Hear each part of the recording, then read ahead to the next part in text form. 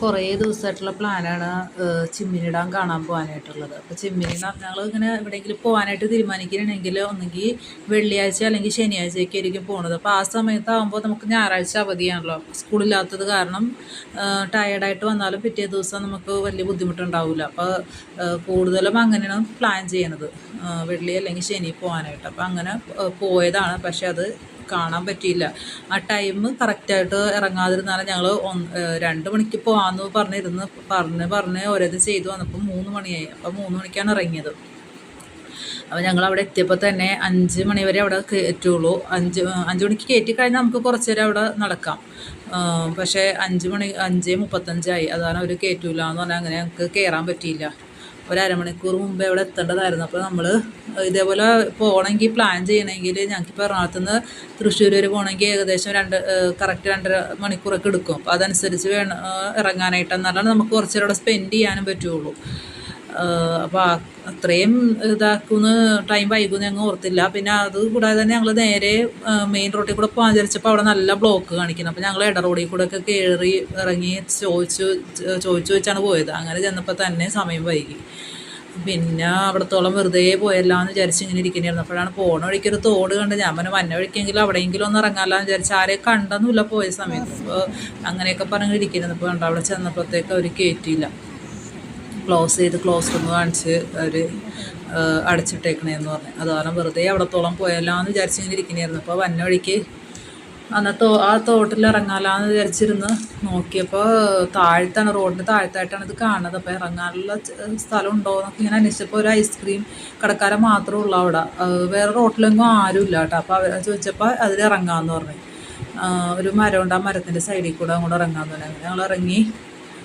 അപ്പോൾ ആൾക്കാരൊക്കെ അവിടെ ഉണ്ടായിരുന്നു കേട്ടോ, കുറച്ച് പേരുണ്ടായിരുന്നു. അങ്ങനെ കുറച്ച് നേരം ഞങ്ങൾ അവിടെ സ്പെൻഡ് ചെയ്തു.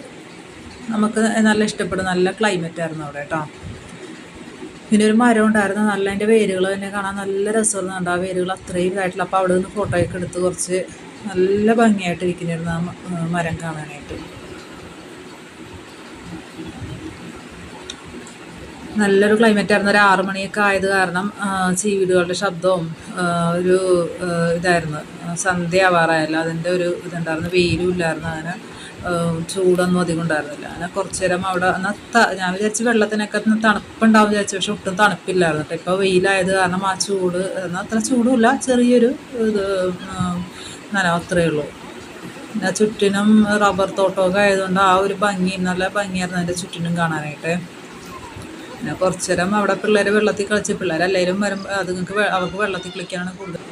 അപ്പോൾ അങ്ങനെ കുറച്ച് നേരം വെള്ളത്തിലൊക്കെ കളിച്ച് അങ്ങനെ ഇരുന്ന്. അതിൻ്റെ ചുറ്റിനും റബ്ബർ തോട്ടം ആയതുകൊണ്ടേ നല്ല ഭംഗിയായിരുന്നു, നല്ല ക്ലൈമറ്റ്. ചീവീടുകളുടെ ഒച്ചയും ഒക്കെ ആയപ്പോഴത്തേക്ക് നല്ല ശാന്തമായിട്ടുള്ള സ്ഥലമായിരുന്നു.